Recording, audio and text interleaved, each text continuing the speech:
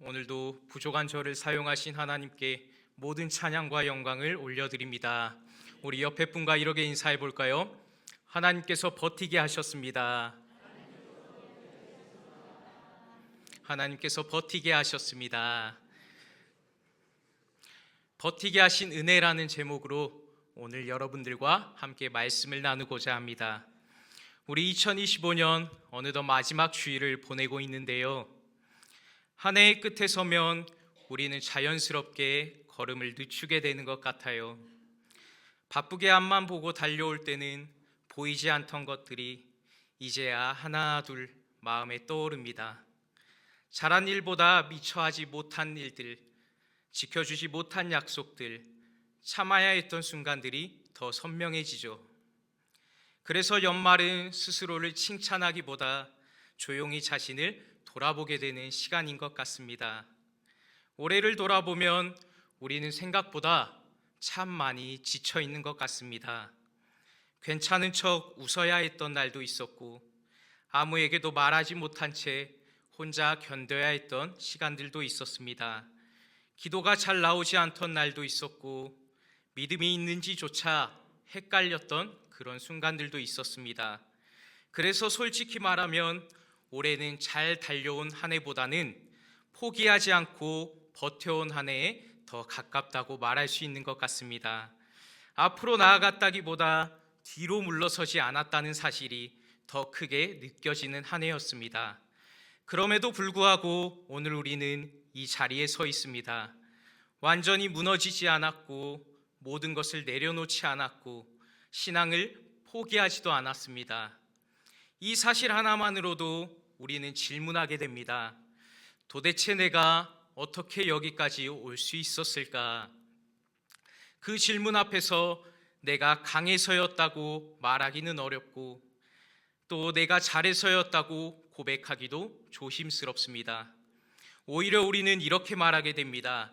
정말로 누군가 나를 붙들어 주지 않았다면 여기까지 오지 못했을 것이다.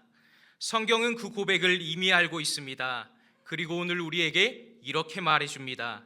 그는 넘어지나 아주 엎드러지지 아니함은 여호와께서 그의 손으로 붙드심이로다. 아멘.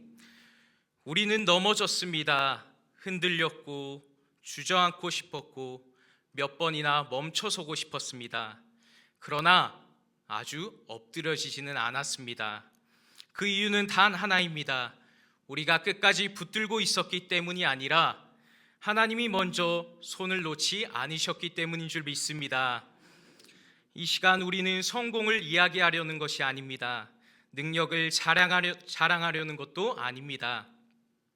다만 이 한 해를 살아내게 하신 그 조용한 은혜를, 말없이 붙들어 주신 그 손을 다시 한번 기억하고 함께 고백해 보려고 합니다. 주님, 잘 살지는 못했지만 분명히 버티게 하신 은혜는 있었습니다. 오늘 말씀을 통해 하나님께서 우리를 버티게 하신 은혜가 무엇인지 우리가 다시 한번 깨닫게 되는 귀한 예배 시간 되기를 간절히 소망합니다. 첫 번째입니다. 우리 함께 읽어보겠습니다. 시작. 붙들린 걸음으로 여기까지 왔습니다. 아멘. 23절 말씀을 함께 읽어보겠습니다. 여호와께서 사람의 걸음을 정하시고 그의 길을 기뻐하시나니. 아멘. 오늘 말씀은 우리의 인생을 한 번에 완성된 그림으로 말하지 않습니다. 성공한 인생, 잘 정리된 인생, 흠없는 인생으로도 설명하지 않습니다. 대신 성경은 우리의 인생을 걸음이라고 부릅니다. 그런데 여기서 한 가지를 더 기억해야 합니다. 시편 37편은 단순히 힘내라는 위로의 말씀이 아니라 의인의 삶을 해석해주는 지혜의 말씀입니다. 시편 37편은 한 개인이 감정에 북받쳐 쓴 시가 아닙니다. 이 시편은 공동체 전체를 향한 하나님을 믿고 살아가는데 왜 삶은 이렇게 흔들리는가라는 질문에 답해주는 말씀입니다. 시편은 의인의 삶을 단기적인 결과로 판단하고 있지 않습니다. 지금 잘 되고 있는가, 지금 형통한가로 평가하지 않습니다. 오히려 시간의 관점으로 인생을 바라보고 있습니다. 그래서 시편 37편에는 잠시, 잠깐, 머지않아 이러한 표현이 반복해서 등장합니다. 지금은 흔들리는 것처럼 보여도, 지금은 악인이 더 잘 되는 것처럼 보여도 하나님은 여전히 의인의 길을 알고 계신다는 고백입니다. 이러한 맥락에서 여호와께서 사람의 걸음을 정하신다는 말씀은 우리의 모든 선택이 늘 옳았다는 뜻이 아닙니다. 우리가 한 번도 길을 잘못 든 적이 없다고 말하는 것도 아닙니다. 오히려 이 말씀은 우리의 선택이 흔들리고 판단이 흐려지고 때로는 돌아가는 길을 선택할 때에도 그 인생이 하나님의 손에서 완전히 벗어나지 않았다는 것입니다. 하나님은 완벽한 사람의 길만 인도하시는 분이 아니라 연약한 사람의 걸음까지도 끝내 책임지시는 분이십니다. 그래서 시편은 의인의 삶을 이렇게 정의합니다. 실수하지 않는 삶이 아니라 하나님이 끝까지 책임지시는 삶이라고 말입니다. 걸음이란 무엇입니까? 한 번에 멀리 가는 것이 아니라 우리가 넘어질 수도 있고 비틀거릴 수도 있지만 오늘 한 발을 내딛는 것입니다. 그래서 어떤 날은 앞이 보이지 않아 그저 하루를 성실히 살아가는 것 자체가 걸음이었고, 어떤 날은 확신이 충분하지 않아도 멈추지 않고 발을 떼는 것 자체가 걸음이었을 것입니다. 그런데 오늘 말씀은 그 모든 걸음을 두고 이렇게 말씀합니다.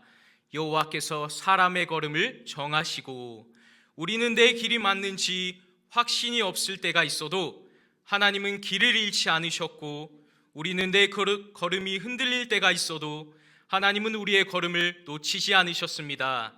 길을 가다 보면 아이가 엄마의 손을 잡고 걸어가는 모습을 한 번쯤은 보게 됩니다. 그 모습을 보면 아이가 혼자 걷는다고는 하지만 누구의 손을 잡고 있습니까? 사실은 어른의 손을 꼭 잡고 있습니다. 아이는 앞으로 가는 줄 알지만 방향을 정하는 것은 어른입니다. 아이는 발을 떼고 있지만 넘어질 것 같으면 이미 손에 힘이 들어가 있습니다. 아이는 잘 걷고 있다고 생각하지만 사실은 붙들린 채 걷고 있는 것입니다. 사랑하는 성도 여러분, 올해 우리의 신앙이 그러했습니다. 우리는 혼자 버틴 것 같았지만 사실은 붙들린 채 살고 온 것이고, 우리는 스스로 여기까지 온 것 같았지만 사실은 하나님 손 안에서 여기까지 인도받아 온 것입니다. 제가 작년부터 사역을 시작해서 올해가 2년째입니다. 어떻게 보면 2년이 짧게 보이기도 하고 또 어떻게 보면 길게 느껴지기도 하는데요. 사역을 하다 보면 중간중간에 성도님들께서 저에게 이러한 칭찬을 해주십니다. 사역을 너무나도 잘한다, 너무 이쁘다, 이러한 칭찬들을 해주십니다. 여러분, 부모님이 아기한테 자신감을 키워주기 위해서 뭐라고 하죠? 오구 잘하네, 우리 딸 멋지네, 우리 아들 멋있네, 이렇게 칭찬하지 않습니까? 정말 잘해서 그렇게 말한 것일까요? 더 잘하게 하고 더 용기 내게 해주려고 한 말이죠. 그런데 자녀는 뭐라고 생각합니까? 진짜 내가 잘한 줄 알고 있지 않습니까? 그게 바로 제 모습이었습니다. 성도님들의 칭찬에 진짜 내가 잘한 줄 알고 내 힘으로 해낸 줄 아는 마음이 제 안에 참 많이 올라왔습니다. 그런데 오늘 말씀을 준비하면서 하나님께서 깨닫게 해주시더라고요. 이제까지 너 힘으로 한 거 아니다. 내가 도와주고 너 버틸 수 있도록 붙들어줬기 때문에 너가 여기까지 온 거야 라고 말씀해 주시더라고요. 사랑하는 성도 여러분, 하나님께서 우리의 걸음을 붙들어 주셔서 지금 이 자리에 있는 줄 믿습니다. 23절을 보면 한 걸음 더 나아가 하나님이 우리의 길을 기뻐하신다라고 말씀하십니다. 이 기쁨은 우리가 잘 걸어서 생긴 기쁨이 아닙니다.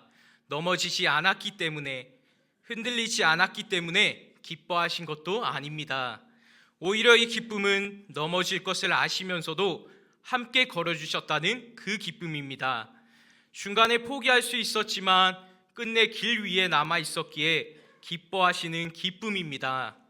하나님은 우리가 빨리 가는 것보다 멈추지 않고 가는 것을 기뻐하십니다.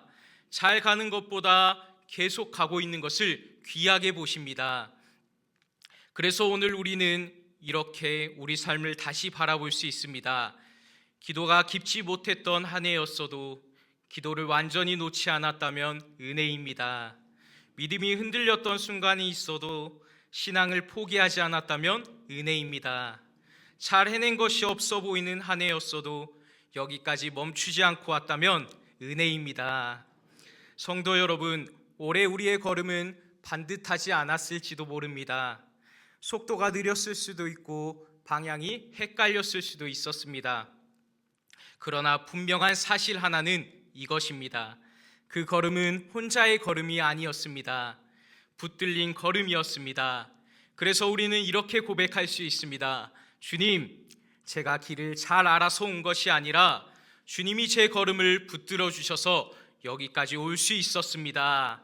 붙들린 걸음으로 버틸 수 있었습니다. 이것이 버티게 하신 은혜의 첫 번째 고백입니다. 하나님께서 우리의 걸음을 붙들어 주셨다는 고백은 또 그 다음 질문으로 이어지는데요. 그렇다면 왜 우리의 걸음은 흔들렸는데도 끝내 무너지지 않았을까요? 두 번째입니다. 우리 함께 읽어보겠습니다. 시작. 넘어졌지만 아주 엎드러지지는 않았습니다. 아멘. 24절 말씀입니다. 그는 넘어지나 아주 엎드러지지 아니함은, 아주 엎드러지지 아니함은. 본문은 먼저 솔직한 사실 하나를 인정합니다. 그는 넘어지나. 시편은 의인의 삶을 흔들림 없는 삶으로 미화하고 있지 않습니다. 믿음이 있으면 절대 넘어지지 않는다고도 말하지 않습니다. 시편은 의인의 삶에도 넘어짐이 있다는 것을 너무나도 분명하게 전제하고 있습니다. 이 말은 신앙이 부족하다는 뜻이 아니라 의인의 삶이 현실 한가운데에 놓여 있다는 것입니다. 그러나 시편은 그 다음 말을 더 중요하게 이어갑니다. 아주 엎드러지지 아니함은. 여기에는 분명한 선이 그어져 있습니다. 넘어질 수 있지만 그 넘어짐이 끝이 아니라는 것입니다. 의인은 흔들릴 수 있지만 하나님의 이야기에서 탈락하지는 않는다는 것입니다.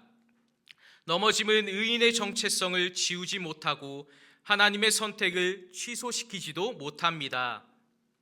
이것이 바로 은혜입니다. 은혜는 의인을 넘어지게 만드는 힘이 아니라 넘어짐이 인생의 결론이 되지 않게 하시는 하나님의 결정인 줄 믿습니다. 그래서 시편은 넘어짐의 원인을 분석하지 않고 곧바로 그 이유를 선포합니다. 여호와께서 그의 손으로 붙드심이로다. 우리가 계단을 내려가다 보면 발을 헛디딘 순간이 한 번쯤은 있을 거예요. 그 찰나에 가장 무서운 것은 발을 헛디뎠다라는 사실이 아니라 붙잡아 줄 것이 없다라는 느낌입니다.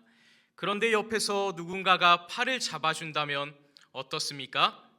중심은 무너졌지만 완전히 바닥에 쓰러지지는 않습니다. 시편 기자는 우리의 삶이 바로 그와 같다고 말합니다.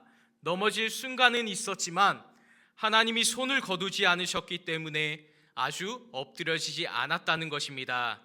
여기서 중요한 것은 우리가 언제 넘어졌느냐가 아닙니다.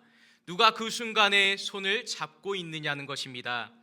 하나님의 은혜는 앞에서 끌어당겨 성공하게 만드는 힘이 아니라 아래에서 받쳐주어 끝내 포기하지 않게 하는 것입니다. 그래서 은혜는 이렇게 고백될 때 더 분명해집니다. 주님, 넘어지지 않게 해주신 은혜보다 넘어졌을 때 끝내지 않게 해주신 은혜를 감사합니다. 사랑하는 성도 여러분, 이 말씀 앞에서 우리는 올 한 해를 이렇게 해석할 수 있습니다. 믿음이 늘 강하지는 않았어도 하나님과의 관계가 끊어지지는 않았습니다. 기도가 늘 뜨거웠던 것은 아니어도 하나님을 완전히 떠나지는 않았습니다. 흔들린 순간은 있었지만 하나님이 우리를 놓으신 적은 없었습니다. 이것이 실패의 기록이 아니라 붙들림의 증거입니다.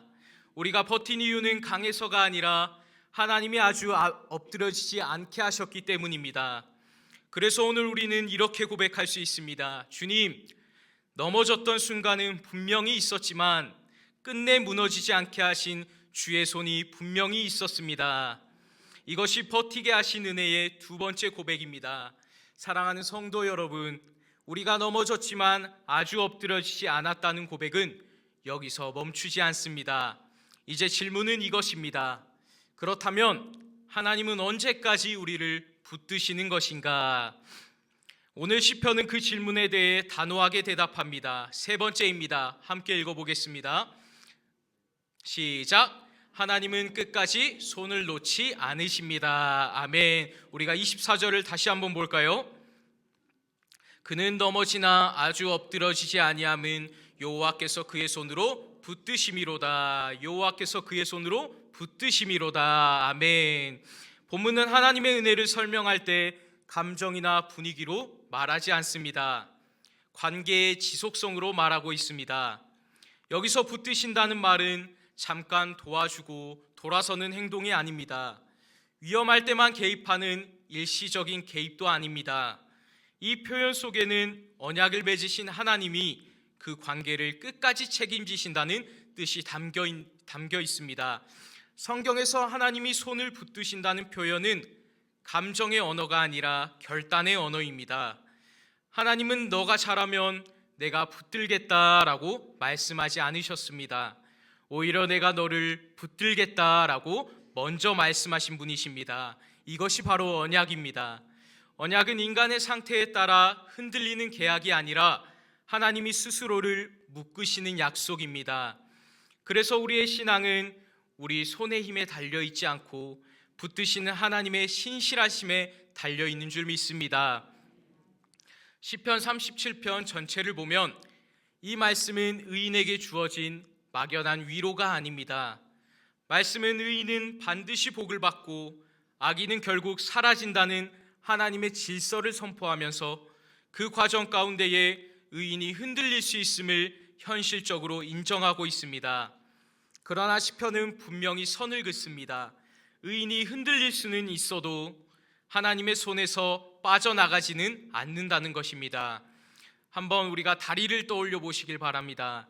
우리는 다리를 건널 때 그 위를 얼마나 빨리 잘 걸어가는지를 생각하지 그 아래를 지탱하고 있는 기둥을 생각하지는 않습니다.